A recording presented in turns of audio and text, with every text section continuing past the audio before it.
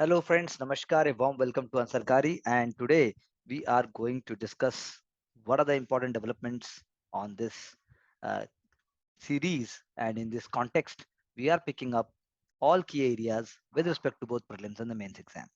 Again, I would like to suggest and I would like to request you that be patient, be consistent, and take away key areas and understanding and try to connect with it with your own learnings. तभी आपको बात समझ में आएगी.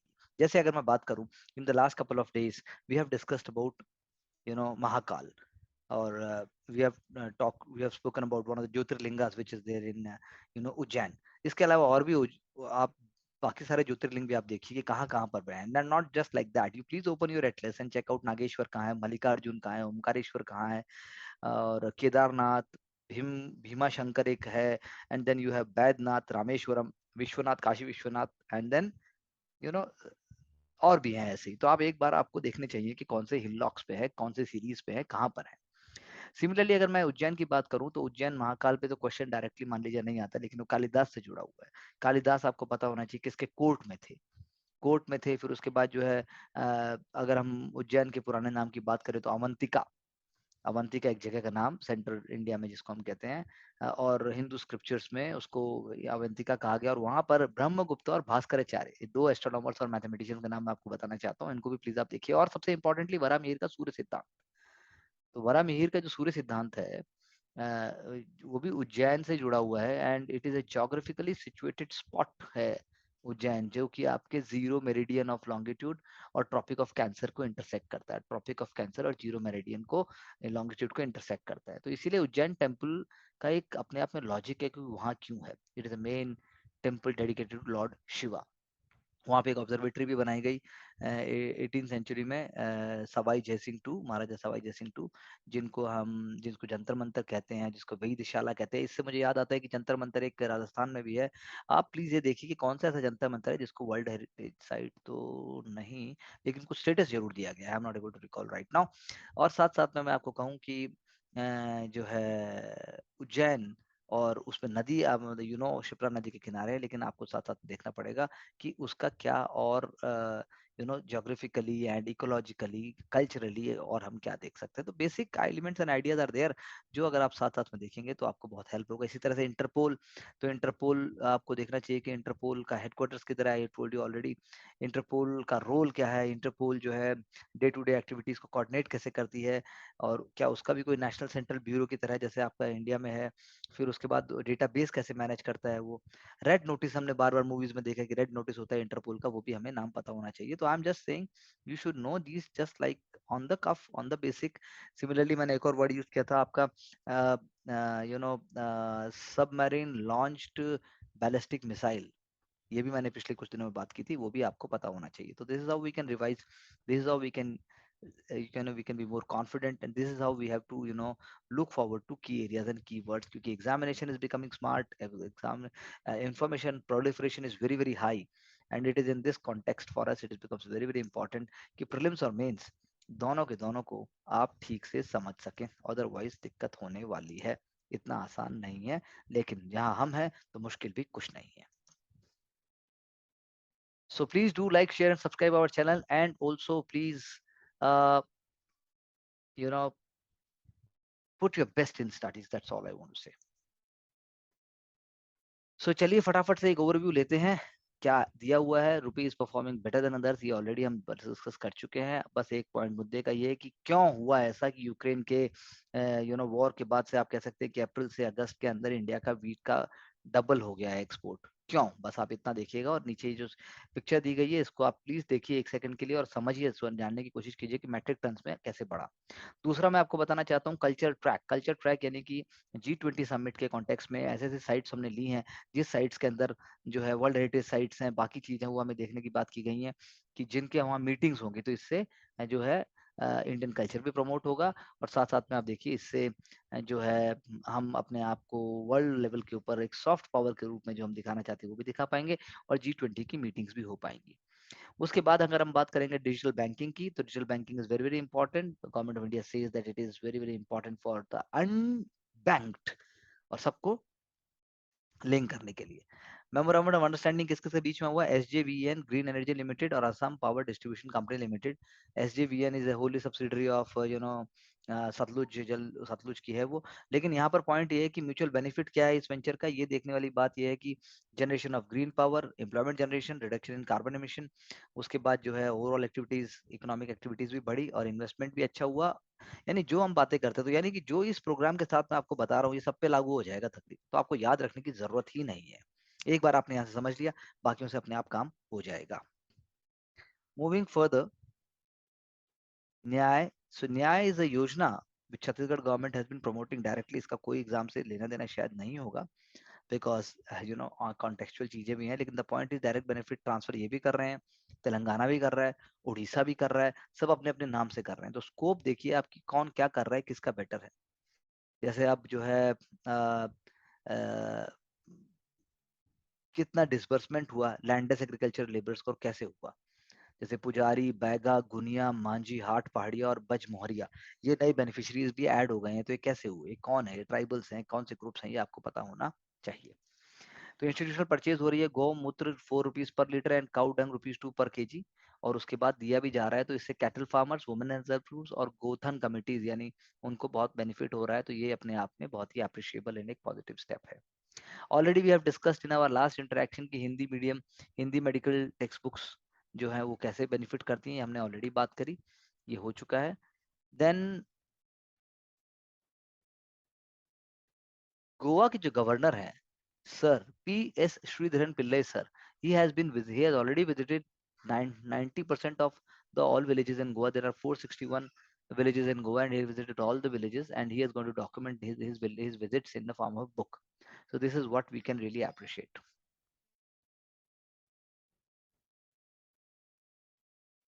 PM किसान सम्मान सम्मेलन जो हो रहा है, जिसकी चर्चा हमने कल भी की थी, लेकिन आप सिर्फ यहाँ देखिए कि PM सम्मान समृद्धि केंद्र भी हैं, एग्रीकल्चर स्टार्टअप स्टॉल्स भी हैं, उर्वरक स्कीम भी है, India as fertiliser e magazine भी हो रही है।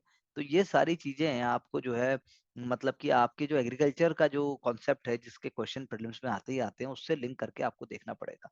PM जो है, PM प्रधानमंत्री जो है भारतीय जन उर्वरक स्कीम को भी लॉन्च कर रहे हैं, one nation one fertiliser, Bharat urea bag को भी लॉन्च कर रहे हैं। तो आपको ये देखना चाहिए, समझना चाहिए, इसका एक माइंड मैप भी आपको बनाना चाहिए। मूविंग फर्दर,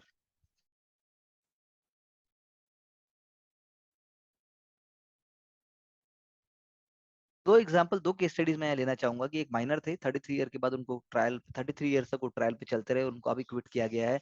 फार्मर को जो है 10 साल बाद अभी मतलब 30 ईयर्स का ट्रायल और 10 साल बाद उनको एक्विटल दिया गया है। अब उनको बोला गया कि 1979 में वो बच्चे नहीं थे। तो यानी एक तरीके से justice delayed is justice denied. दूसरे तरीके से आप देखिए कि हमारा सिस्टम कितना रॉबस्ट भी है, कि वो चाहता है कि किसी भी गलत को सजा ना मिले। तो इतना समय जरूर लगा लेकिन लास्ट में वो एक्विट जरूर हुए। तो एक एक केस स्टडी हुई। दूसरी केस स्टडी क्या है कि पंजाब के एक्स मिनिस्टर, उन्होंने 50 लाख रुपए की ब्राइब देने की कोशिश की assistant inspector general of vigilance bureau, और उनको जो है अभी द फोटोग्राफ के you can see on the screen कि उनको जो है अभी जो है he has been put to the custody. तो दोनों केस स्टडी एथिक्स की हैं। एक तरफ देखिए आम आदमी के साथ क्या हुआ, एक तरफ देखिए जो पॉलिटिशियन है, जो हैं जो एक्स मिनिस्टर मुझे कहना चाहिए, उनके साथ क्या हुआ। तो पॉइंट इज दैट कि आपको देखना पड़ेगा कि सब चीजें एक ही जगह होती है, सब चीजें एक ही साथ होती है, आपके आंसर्स में क्या आएगा। He has been 7 day police remand, उनको 3 दिन का जो है पुलिस कस्टडी के लिए उनको दिया गया है, और उनके खिलाफ FIR भी लॉन्च की गई है। तो that is how things happens, that is how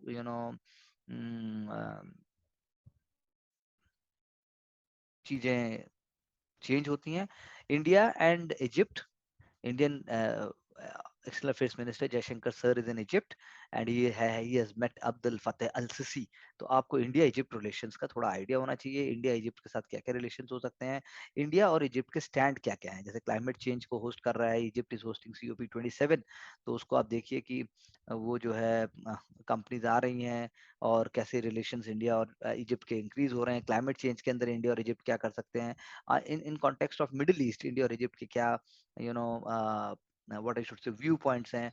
and India जो है इजिप्ट का, और Egypt Egypt I should say India का बहुत ही इंपॉर्टेंट ट्रेडिंग पार्टनर है, it is an opening partner for India in Africa. तो ये सारी चीजें आपको देखनी पड़ेंगी, ये सारी चीजें बहुत इंपॉर्टेंट हैं।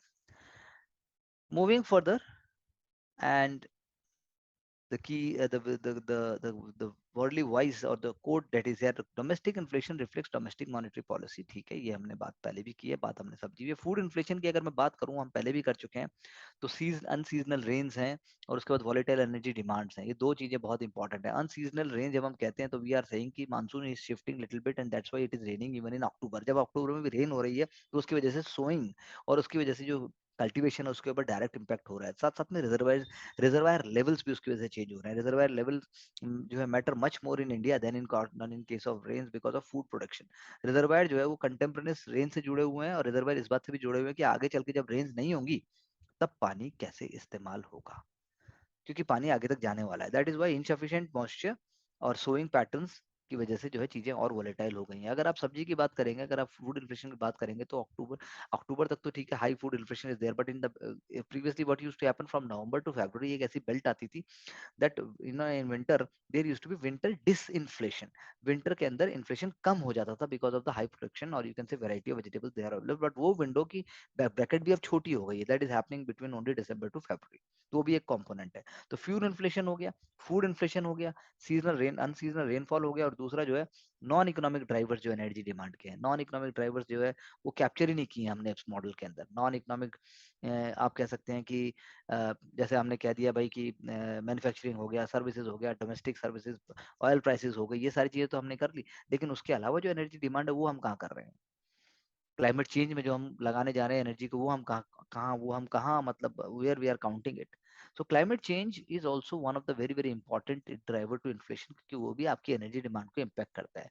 जैसे अब हीट वेव आ गई गलत टाइम के ऊपर, या लगा लीजिए कोल्डर देन नॉर्मल विंटर आ गई, या फिर जो है विंटर जो है अब आपकी देर से आ गई तो आप ज्यादा टाइम तक आपका यूज हो गया, तो वो तो पीरियड डिफरेंट हो गया ना, और आपकी एनर्जी डिमांड भी चेंज हो गई।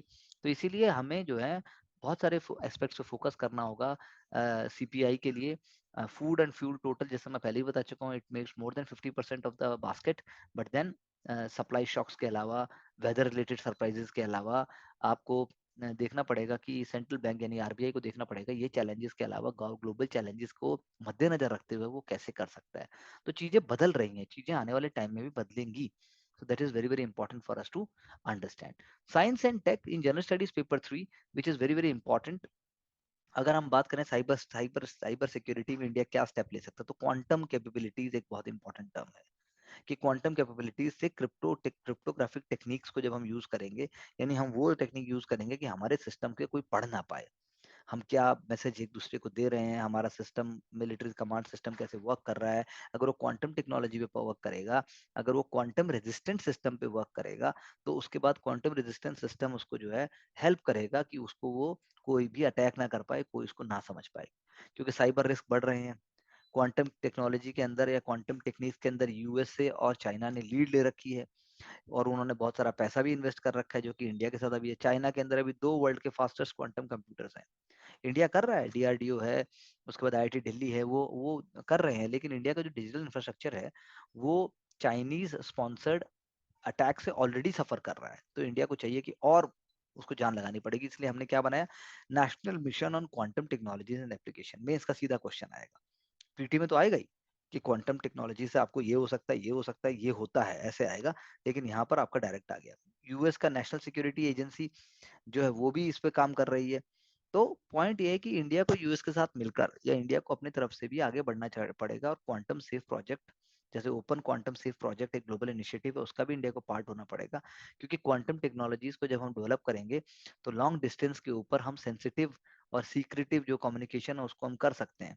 कम्युनिकेशन जो है, इंटेलिजेंस हमारा जो है वो आपस में सेफ रहेगा, और बाहर के किसी आदमी को, किसी भी टाइप के जो देश हैं जो हमारे अगेंस्ट हैं, उनको कोई भी हमारे बारे में इंफॉर्मेशन या क्रॉस बॉर्डर जो हमारे खिलाफ यूज कर सकते हैं वो भी हो सकती हैं। इसीलिए डिप्लोमेसी के केस में भी, डिप्लोमेटिक पार्टनरशिप्स के केस में भी हम इंडिया हो गया, यूएस हो गया, जापान हो गया, ऑस्ट्रेलिया हो गया, जैसे हम टेक्नो डेमोक्रेसीज आपस में उन आइडियाज को प्रमोट कर सकते हैं जो भी लिबरल डेमोक्रेसीज हैं, उनको हम साथ मिलकर आगे चल सकते हैं। तो ये आइडियाज मैंने आपको कुछ दिए, जो कि जनरल स्टडीज पेपर 3 में है। अगर क्वेश्चन इस प्रकार से आता है कि एप्लीकेशन क्या है, आप थोड़ा सा और गूगल कर सकते हैं, but then you will be getting many many important points over here.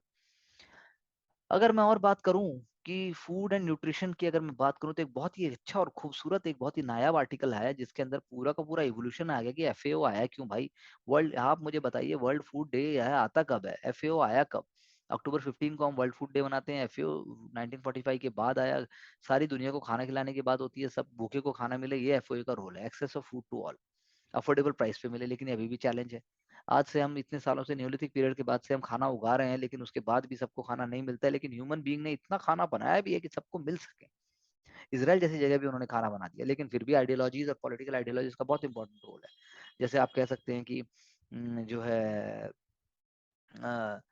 China के अंदर माओ जेडोंग, उन्होंने जो है अपना ग्रेट लीप फॉरवर्ड जो किया था कि भाई आगे बढ़ना है, उन्होंने चाइना को ट्रांसफॉर्म करना चाहते थे कि अग्रेरियन इकोनॉमी से डायरेक्ट चेंज होकर वो commune based community communist ideology को पाले। लाखों लोग मारे गए। इंडिया के केस में भी फर्स्ट सेकंड वर्ल्ड वॉर के बाद जब इंडिया इंडिपेंडेंस हुआ और उसके बाद 1960s के डिकेड तक हैवी इंडस्ट्री तो प्रमोट हो गई, लेकिन खाने के केस में हम फिर से पीछे रह गए। तो पीएल 480 फूड एड हमें लेनी पड़ी। जब पीएल 480 हमारा कुछ नहीं कर पाया और हमारे जय जवान जय किसान का नारा आता है, तब हम शुरू करते हैं हाई यील्डिंग वेराइटी।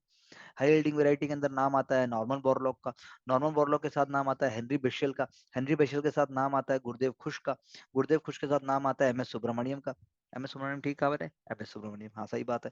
तो ये जो लोग हैं, इनकी वजह से हमारे देश का भला हुआ। नोबेल प्राइज इन एग्रीकल्चर तो होता नहीं, लेकिन उनको नोबेल पीस प्राइज मिल गया। नॉर्मन बोरलॉग को गूगल करो, फोटो दिख जाएगी। उसके बाद जो है बाद में बनाया गया नोबेल प्राइज फॉर एग्रीकल्चर, जिसको इक्विवेलेंट बोला जाता है, जिसको बोला जाता है world food prize. World food prize जो है नोबेल प्राइज इन एग्रीकल्चर के बराबर है एक तरीके से। जॉन रुआन फैमिली और जनरल फूड्स ने उसको प्रमोट किया। तो वर्ल्ड फूड प्राइज हर साल दिया जाता है, यूएस में दिया जाता है, और नई नई टेक्नोलॉजीज जो हो रही है उनकी बात की जाती है। तो वर्गीस कुरियन, एम एस स्वामीनाथन, रतन लाल, ये बहुत इंपॉर्टेंट लेजेंड्स हैं ये सारे के सारे। तो अब क्लाइमेट रेजिलियंस फूड की बात होने लगी है। इस बार दिया गया उसको सिंथिया रोजनविग, पीटी के लिए क्वेश्चन हो सकता है, उनको दिया गया क्योंकि उन्होंने मॉडलिंग की क्लाइमेट चेंज के ऊपर, फूड के ऊपर टूल्स बनाए, जिससे आपको पता लग सकता है गड़बड़ कहाँ होने वाली है। तो वही बात है कि भाई हमें ड्राउट रेजिस्टेंट क्रॉप चाहिए, हमें लेस वाटर इंटेंसिव क्रॉप चाहिए। पीटी में तो भर भर के क्वेश्चन आते हैं इसके। तो आप देख लीजिए, क्योंकि योजना कुरुक्षेत्र को करने का भी एक तरीका है। सब कुछ करके भी हमारे आंसर ठीक नहीं होते हैं, तो हमें टेक्नोलॉजी पे भी फोकस करना है और हमें पॉइंट्स पर भी फोकस करना है। और लास्ट में हमने गवर्नमेंट ऑफ इंडिया ने क्या स्टार्ट किया, एफ टैब, यानी agri food trends analytical bulletin. तो ये कुछ आप कह सकते हैं कि आईसीआर आईईआर जो है, ये बॉडी है आईसीआर आईईआर, इसका भी एक बहुत इंपॉर्टेंट रोल है। इसके बारे में भी हम चर्चा करेंगे। वर्ल्ड हिस्ट्री की बात करें तो वर्ल्ड के अंदर जो है, चाइना बोलता है कोई हम छोड़ेंगे नहीं, ताइवान बोलता है हम कॉम्प्रोमाइज नहीं करने वाले। फिलहाल तो यही खेल है। हम इस बारे में पहले भी चर्चा कर चुके हैं और इसमें ज्यादा, उससे ज्यादा बोलने को कुछ है नहीं। अगर मैं बात करूं गवर्नमेंट ऑफ इंडिया की, ऑनरेबल जितेंद्र सिंह जी, जितेंद्र सिंह सर से मेरी मुलाकात भी हुई है, मैं उनसे मिला भी हूं। और he is the only minister who holds 6 portfolios in the present Narendra Modi government. He is the one who is having 6 portfolios. That is amazing, and he has authored 6 books.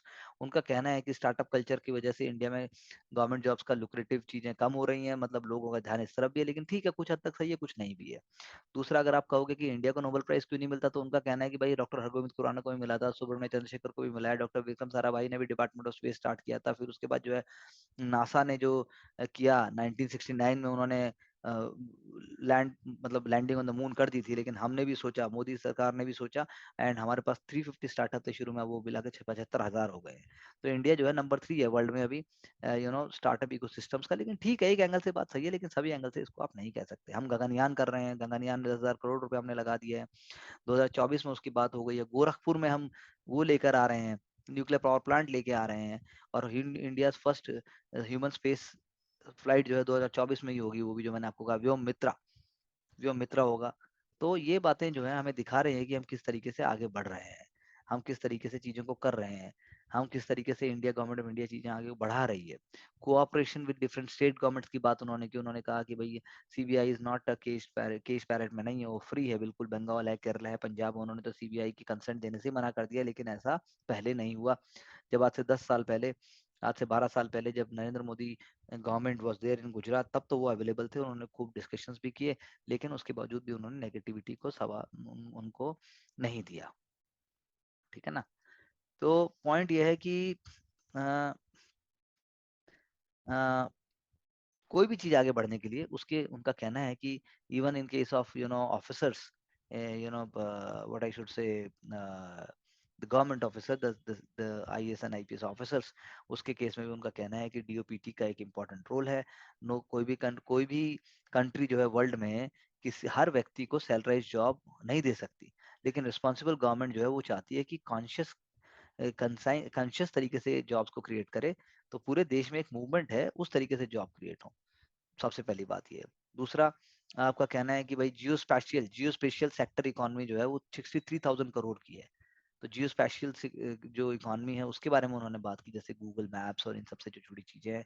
तो भारत में 2.5 से 3 लाख विलेजेस ऑलरेडी मैप्ड हो चुके हैं, और यहाँ पे 45 lakh kilometre roads भी हैं। तो ये ऑब्वियसली इकोनॉमी को बहुत इंपॉर्टेंट सपोर्ट करेगा, मैन पावर को सपोर्ट करेगा, सस्टेनेबल आइडियाज को प्रमोट करेगा, क्योंकि सारी चीजें आपस में इंटरलिंक्ड है।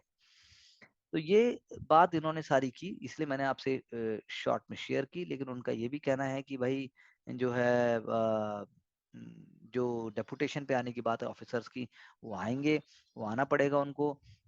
और सबसे इम्पोर्टेंट बात ये है कि अग्निपथ स्कीम की अगर हम बात करें तो यू नो अगर वो बात करें, चेंजेस आए हैं सिविल सर्विस के करिकुलम में भी, चेंज आए हैं प्री और सिविल एंट्री लेवल पे, during civil service and post entry also. Agnipath जो है वो सिविल सर्विस इंटीग्रेटेड नहीं है, लेकिन इंटरसेक्शन है लबासना का और आर्मी के। उन्होंने इंटरसेक्शन की बात की, उन्होंने ये नहीं कहा कि दोनों सेम होंगे, उन्होंने कहा कि एक पॉइंट का इंटरसेक्शन है और समय के साथ और इंटीग्रेशन होता जाएगा। तो इससे एग्जामिनेशन जिसकी हम बात कर रहे हैं उसमें बहुत फर्क आएगा। लीनियर प्रिपरेशन तो पहले भी नहीं थी, लेकिन अब तो बिल्कुल ही लीनियर नहीं है।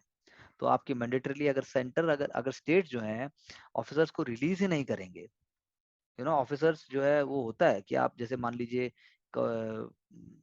ऑफिसर जो है वो इम्पैनलमेंट की वजह से उनको प्रॉब्लम आती है, क्योंकि उनके पास सफिशिएंट नंबर ऑफ मैंडेटरीली जो डेपुटेशन के ईयर्स हैं वो है ही नहीं है।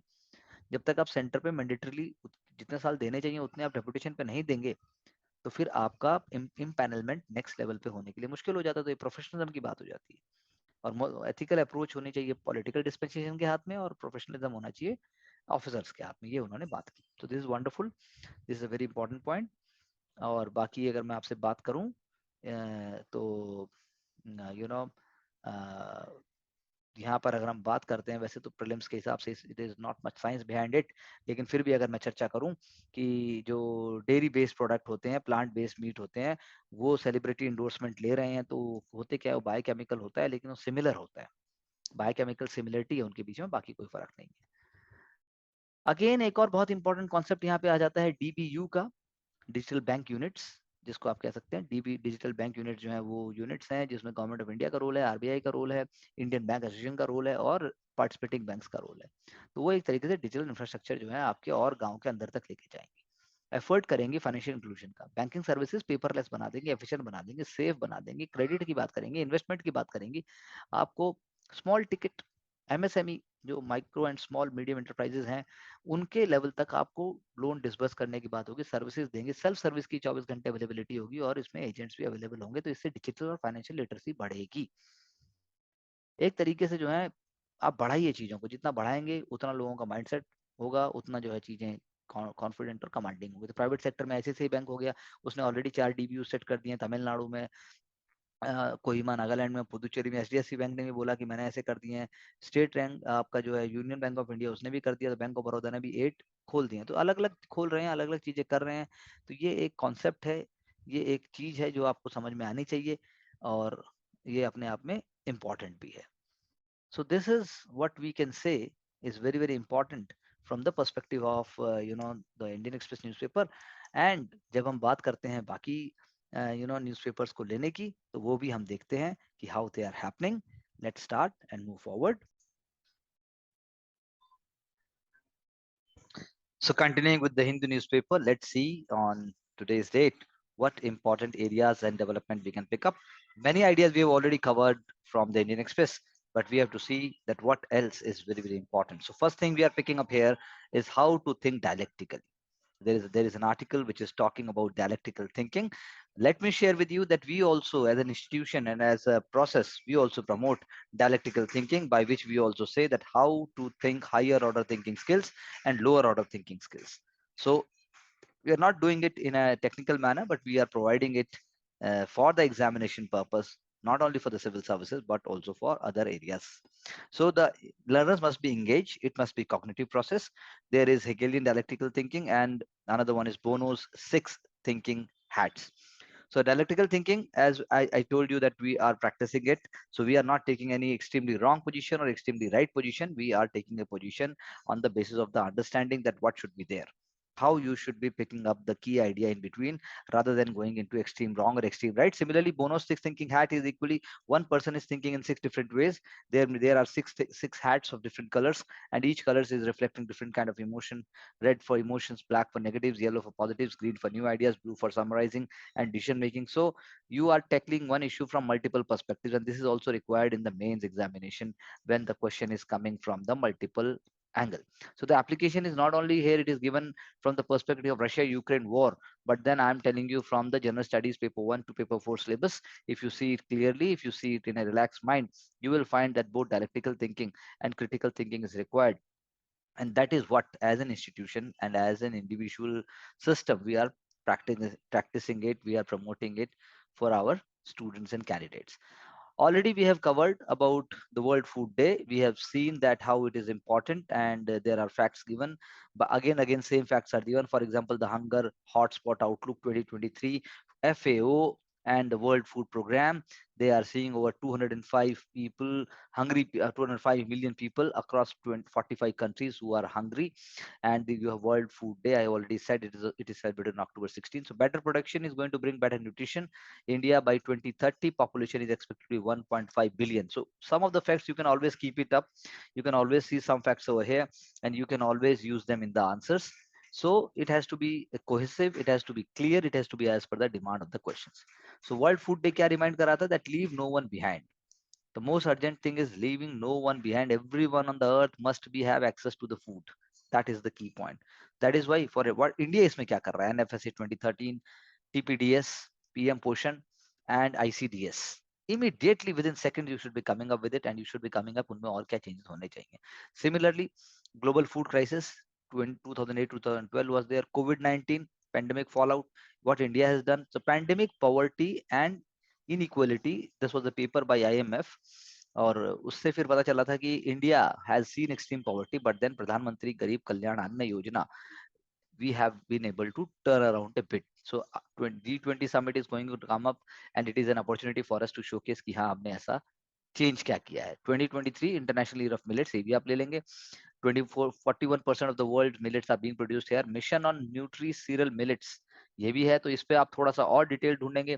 मिलेट प्रोडक्शन की आप बात करेंगे.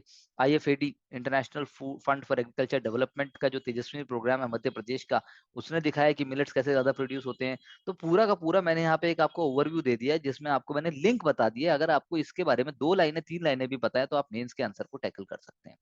पीटी के लिए तो आपको पता ही होना चाहिए IFAD क्या है, IFAD का तेजस्वी प्रोग्राम क्या है. वो फैक्ट्स आप अलग से नोट करते जाएंगे, और बाकी जो बातें हैं, फूड और न्यूट्रिशन सिक्योरिटी बढ़नी चाहिए, सोशल नेटवर्क बढ़ना चाहिए, नॉन डिस्टॉर्शनरी इनकम सपोर्ट, यानी कि ऐसा आप सपोर्ट कर रहे हैं अपनी इनकम से जिससे कि डिस्टॉर्शन पैदा नहीं हो रहा, जिससे असमानता पैदा नहीं हो रही है.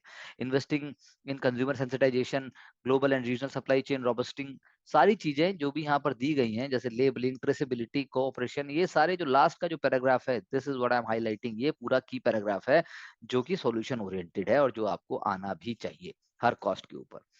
सो द क्वेश्चन इज, आप इसको सस्टेनेबल तरीके से कैसे करेंगे ताकि आप इसको लिंक कर सकें अपनी आगे की स्ट्रैटेजी के साथ, नॉन रिपीटेटिव तरीके से.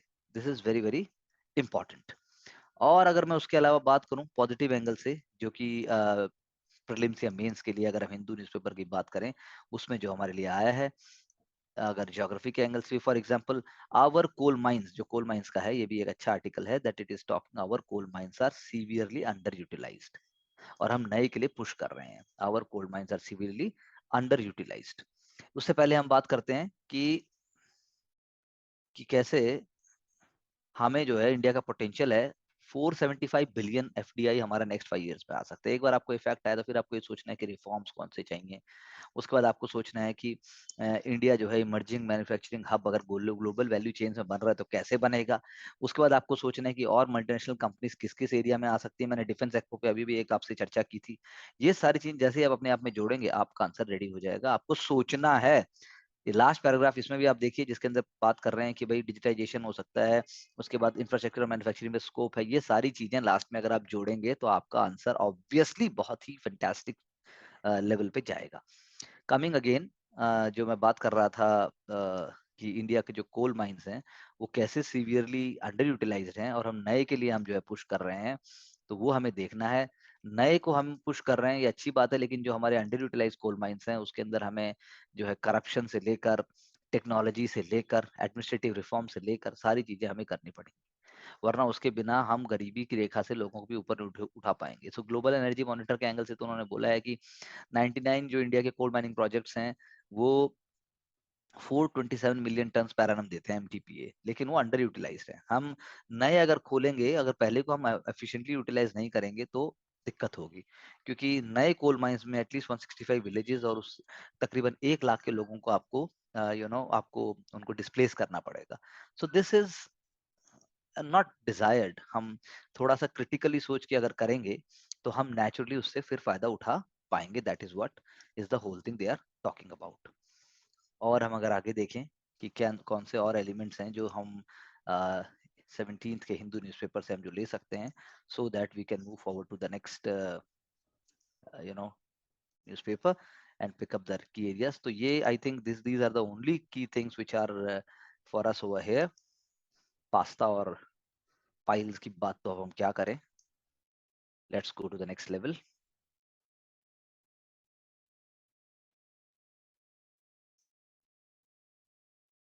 So in the next stream, I am picking up from the Economic Times, जो बात हो रही है कि कैसे जी जिनपिंग ने जो बात की, उन्होंने बहुत ही अपने लेवल पे चीज़ों को शो किया। तो उसमें मैं आपको सिर्फ 4 बातें बताऊंगा, बहुत ही इंपॉर्टेंट हैं। जो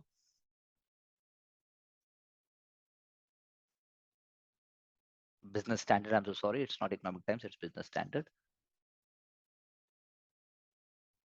सो पॉइंट यही है कि हमें की एलिमेंट्स को लेना है, वीक में एक बार उसको रिवाइज करना है, जल्दी जल्दी उसको लेके आगे बढ़ना है, और जो भी कनेक्टेड डॉट्स हैं उनको हमें देखना है कि उनको हम पूरा कर पाए।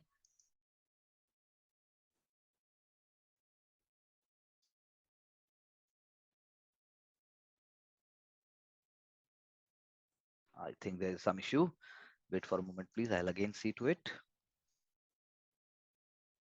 so that I can bring the best back to you. Okay, here I am coming up with the Times of India first. We will go to business standard later. So Times of India में अगर हम आज की date में बात करें, so we will be picking up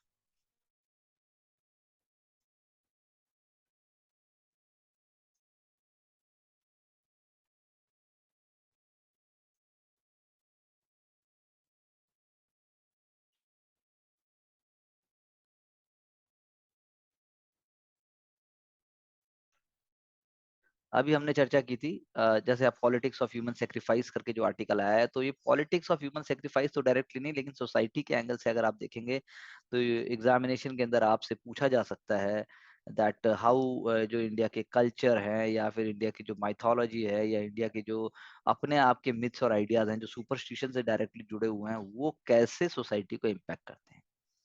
superstition is very very important, rationality versus superstition, ये एक इंपॉर्टेंट एंगल है, बस इतना आता है। बाकी तो from sociology it is a very very important case study. तो हमें इसमें टेक्निकल नहीं जाना है कि किस समय पे क्या हुआ, इसके अंदर सिर्फ सोचने वाली बात यह है कि भाई क्या ये सभी फेथ के अक्रॉस है, या किसी पर्टिकुलर रिलीजन से जुड़ा हुआ है, कि भाई तभी आप बोलते हैं कि भाई जो है सुपरस्टिशन सिर्फ इसी रिलीजन से है। तो साइंस, रिलीजन और रेशनैलिटी, इसके एंगल से हमें देखना है। इंडिविजुअल केसेस हैं, उसको आपको पूरी सोसाइटी के ऊपर इम्पैक्ट नहीं करना है, बस इतना हमें सोच के इसको चलना है। इंटरनेट एज के अंदर बेटर इंटरनेशनल पुलिसिंग कैसे हो सकती है, इंटरपोल की बात हो रही है, आर्टिकल्स लगातार आ रहे हैं, तो हमें जो है देखना पड़ेगा कि भाई जो इवन इनक्रिप्टेड नेटवर्क्स हैं उनको कैसे आप देख सकते हैं, ऑनलाइन आप चिल्ड्रन के लिए फाइट कैसे कर सकते हैं, ऑनलाइन चिल्ड्रन के लिए सेफ कैसे बना सकते हैं, फिर आईटी एक्ट और पॉक्सो एक्ट जो है वो कैसे यूज हो सकता है, लीगल फ्रेमवर्क को दे रहा है already, national commission for protection of child rights क्या कर रहा है, फिर उसके बाद जो है चाइल्ड सेक्सुअल एक्सप्लॉयटेशन का डेटाबेस मॉनिटर कर रहा है इंटरपोल, वो कैसे रोक सकता है, डिफरेंसेस खत्म होने चाहिए, ऑफेंडर्स को हंट डाउन किया जाना चाहिए, ये सारी चीजें हम ऑलरेडी बात कर चुके हैं। तो आप जब पूरा पढ़ेंगे, पूरा पढ़ के आप जो है जैसे इंडिया ने ऑपरेशन कार्बन 2021 में लॉन्च किया, ऑपरेशन मेघ चक्र, ये पीटी के एंगल से इंपॉर्टेंट हो जाता है, तो ये आ जाता है। तो आपको सिर्फ इतना पता होना चाहिए, आप पूरे आर्टिकल को ध्यान से पढ़िए जो आपके सामने स्क्रीन पर आ रहा है, आप रोक कर उसको पढ़िए और उसके बाद जो है आप उसको समझिए कि भाई वो कहना क्या चाहता है, और वो आर्टिकल की जो क्लैरिटी है वो आप देखेंगे। ऑलरेडी मैं ये एंगल्स आपको इंडियन एक्सप्रेस न्यूज़पेपर जो हम चर्चा कर रहे थे, हम ऑलरेडी इसको कर चुके हैं। बाकी अगर मैं थॉट ऑफ द डे की बात करूं, तो थॉट ऑफ द डे में आता है कि देखिए कितना इंपॉर्टेंट है, the number one rule of thieves is that nothing is too small to steal. The number one rule of thieves है, कुछ भी चोर चोरी से बाज नहीं आएंगे। तो ये प्रोटेक्ट योर पिन के जो एंगल से आया है वो हम ऑलरेडी जानते हैं, हम उसको वो फोकस करते हैं कि कैसे Indians are very much gullible scamsters के लिए, सिम कार्ड और अकाउंट बैंक जो पुअर के लिए। तो डायरेक्टली इस पर तो कुछ नहीं आएगा, लेकिन आर्टिफिशियल इंटेलिजेंस और बिग डेटा का क्वेश्चन आता है तो उसके अंदर आप इसको लेके आएंगे, तो I am sure examiner will be understanding your sensitivity, कैसे आप उन कॉमन चीजों को कैसे आप लेके आ रहे हैं, तो उसमें आपको स्कोर आने के चांसेस बहुत बढ़ जाते हैं। इसके अलावा हम अगर बात करें तो बंगाली राइटर जो एक बार रेस में थे पब्लो नरोदा के साथ, तो ये बंगाली राइटर की बात हो रही है। बहुत ही फेमस बंगाली राइटर हैं, आप कह सकते हैं कि आज भी वो रेलेवेंट है। रविंद्रनाथ टैगोर का नाम तो सभी जानते हैं, लेकिन Tarashankar Bandopadhyay, Tarashankar Bandopadhyay has been amazing writer. उनके गण देवता उनका एक बहुत ही फेमस वर्क है, गण देवता, और साथ में पीटी के अंदर उनका नाम या उनके रिलेटेड क्वेश्चंस अक्सर आए हैं पहले भी, तो आपको पता होना चाहिए। ही पास्ट अवे इन 1971 और उनको रविंद्र पुरस्कार मिला, ज्ञानपीठ अवार्ड भी मिला। गण देवता जैसे मैंने कहा उसके लिए उन्हें मिला था। बंदोपाध्याय साहब ने जो है उन्होंने सोसाइटी को मिरर किया, और during the British rule he was part of the non-cooperation movement, and he was writing about the Bengal famines and also Great Calcutta killings. So आप कह सकते हैं कि हमारे जो अपने राइटर्स हैं, जैसे ताराशंकर बंदोपाध्याय सर की जो बात करूं, तो ये ही है जिनकी हमें समझना है कि जिन्होंने कितना कंट्रीब्यूट किया, क्या वो बताना चाहते थे, और उनको हमें भूलना नहीं है। हमारी थिंकिंग में, हमारी राइटिंग में उनका होना बहुत जरूरी है, तभी हम जो है अपनी पॉजिटिव एंगल से अपने उससे चीजों को दिखा पाएंगे। अगर मैं एक और पीटी के एंगल से बात करूं, तो यूनिक मॉडल हम जो बात करते हैं स्नो लेपर्ड का हैबिटेशन के साथ, तो एक बहुत ही यूनिक मॉडल हिमालयन लेपर्ड के साथ है, जो लद्दाख, जम्मू कश्मीर, हिमाचल, उत्तराखंड और सिक्किम और अरुणाचल प्रदेश में पाया जाता है। तो यूएनडीपी का एक प्रोग्राम है, जो मॉडल है उसके अंदर लोकल कम्युनिटी को इन्वॉल्व किया जाता है, सिक्योर हिमालय प्रोजेक्ट। सो लाइवलीहुड भी देनी है और उसको बचाना भी है। तो घोस्ट ऑफ द माउंटेन्स करके photograph it is showing, numbers का हमें पता नहीं, लेकिन इतना पता है कि 2016 में India was having around 516 snow leopards. तो सिक्योर हिमालयस प्रोजेक्ट जो है उसे फंड किया है ग्लोबल एनवायरमेंट फैसिलिटीज है, that is why it becomes very very important. Wrong valley, आप देखिएगा रॉन्ग वैली एग्जैक्टली एटलस को निकालिए और चेक करिए है कहाँ। एक स्नो लेपर्ड हैबिटेट है, और हिमालयन इकोसिस्टम और habitat degradation, threatened livelihood and illegal, जो कॉमन वर्ड्स हैं जिसके हम पहले भी चर्चा कर चुके हैं, वो आपको मिलेगा। लेकिन ये पीटी और मेंस, पीटी के एंगल से मैं अक्सर कहूँ, अगर मोस्ट इंपॉर्टेंटली कहूँ, तो it is very very important, you should look forward to it in a smart way. Coming to the next newspaper in this sequence, we will be picking up, I will try to see that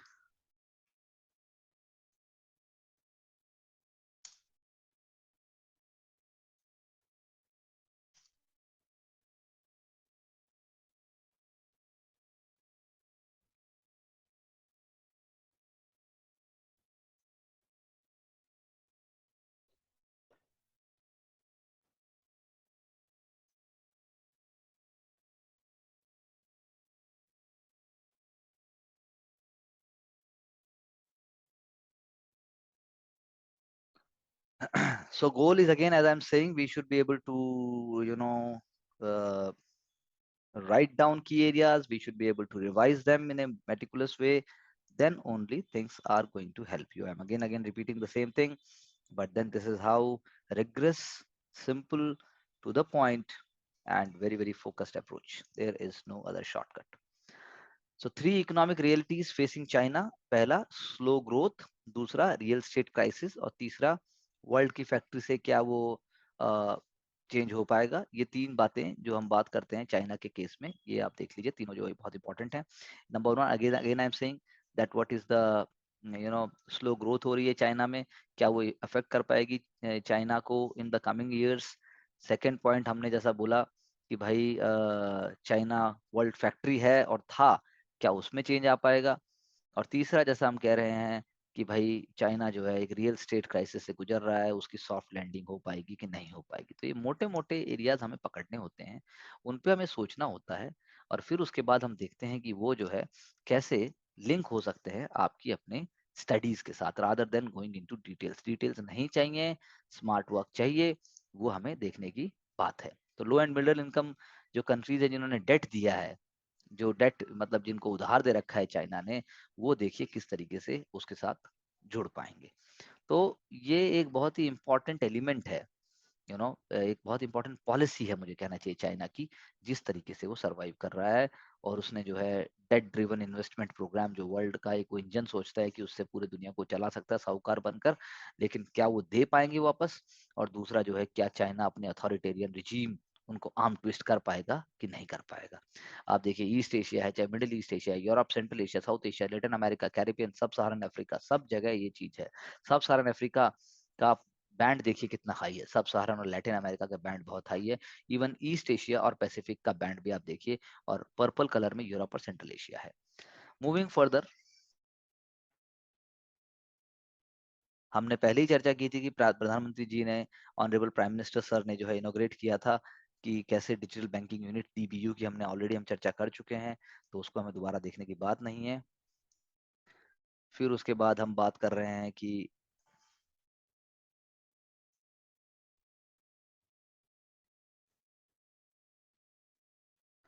technology का जमाना है, technology चीजें fast भी कराती है, technology चीजें slow भी कराती है। So we have to bear that at times. कई बार मैं कोशिश करता हूँ कि चीजें स्मूथ हों, लेकिन वो नहीं हो पाती, तो obviously we have to see. So एक और जो इम्पोर्टेंट आर्टिकल यहाँ पर है which I would like to discuss, give me a moment please.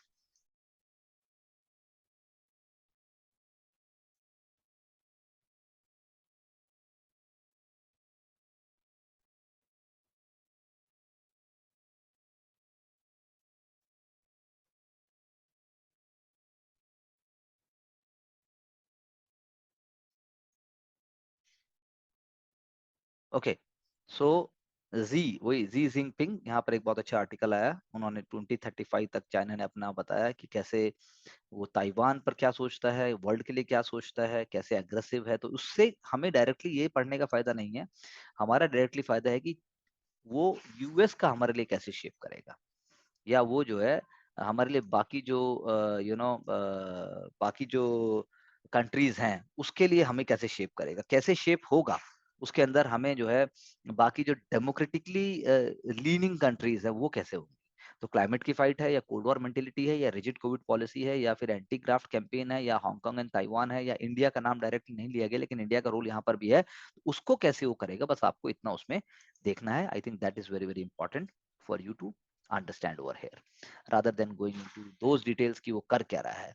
Mahakal as another step for cultural renaissance, जैसा हम ऑलरेडी चर्चा कर चुके हैं लास्ट इंटरेक्शन में, कि महाकाल का यस बहुत इंपॉर्टेंट रोल है, वो हमने ऑलरेडी चर्चा की थी उस बारे में। तो अगर मैं अभी दूसरे उसके लिए चलूं, we will be going to the next newspaper.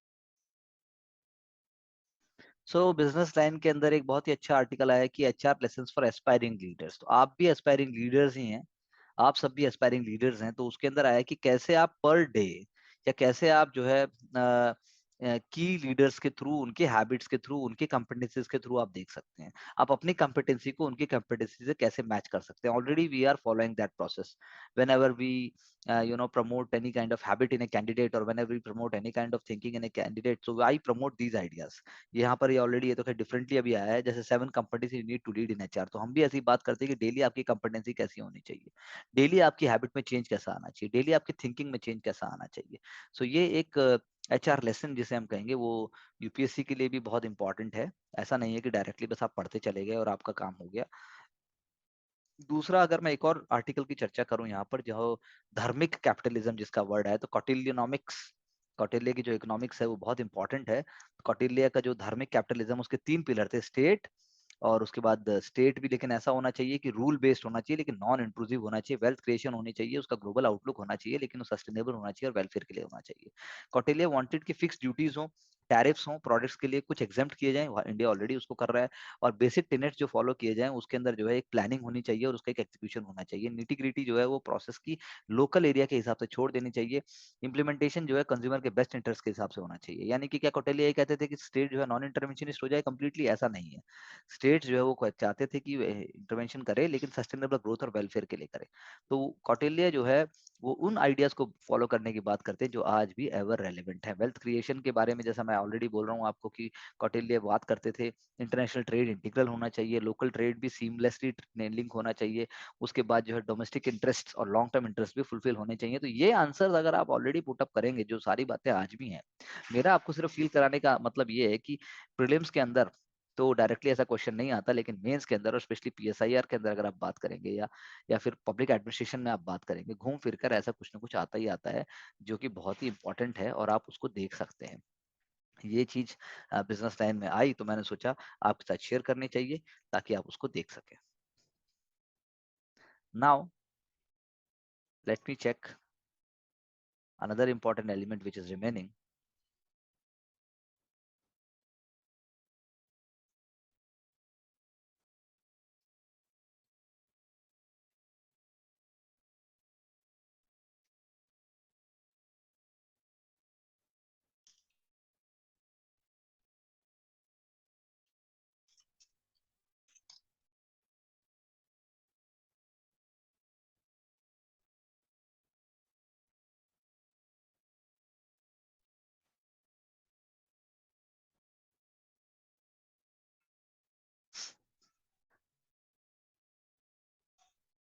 So the key areas, again I am repeating, you should be able to seamlessly interlink with all.